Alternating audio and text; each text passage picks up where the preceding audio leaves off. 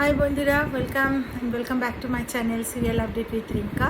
আমি তোমাদের থেকে অনেক কমেন্ট পেয়েছি যে কেন কথা সিরিয়াল সময় মতো আসছে না বা দেরি কেন হচ্ছে ইত্যাদি ইত্যাদি।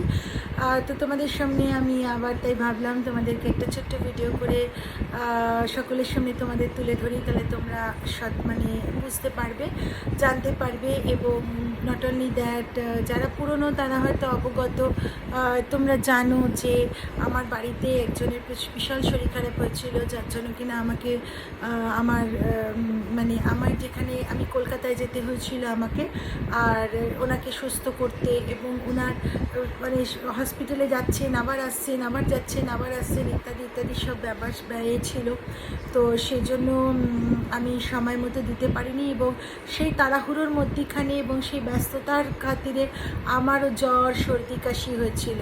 তো উনি এখন যতটুকু একটু সুস্থ হয়েছেন, আর আমি আবার জ্বর সর্দি কাশির থেকে উঠেছি ঠিক কথাই, কিন্তু একটুখানি এখনও কাশি হয়, বেশি কথা বললে কীরকম গলাটা একটু খুটুর খুটুর করে ওঠে। তাই অনেক সময় আমি আর ক্যামেরার সামনে এসে তোমাদেরকে বলতে পারি না যে কী হয়েছে। তো তাই জন্য আমাকে তোমরা ক্ষমা করো। এখন আমি অনেকটাই ঠিকের দিকে, যথাসাধ্য চেষ্টা করব আবার আগের মতো করে তোমাদের সামনে একদম যথাযথভাবে ডেলি ভিডিও দেওয়ার।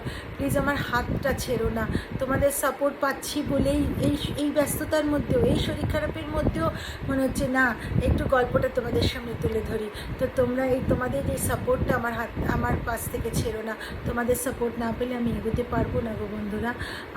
আমার পাশে থেকো। আমি আসলে আমার গলাটা, আমার সর্দি কাশি হয়েছে, এখন ঠিক হয়ে গেছে, কিন্তু জানো তো জ্বর ঠিক হয়ে গেলেও কাশিটার মধ্যে একটা থেকেই যায়। তো সেরকম আর কি হয়েছে, একটু বেশিক্ষণ কথা বললেই খুটুর খুটুর করে ওঠে।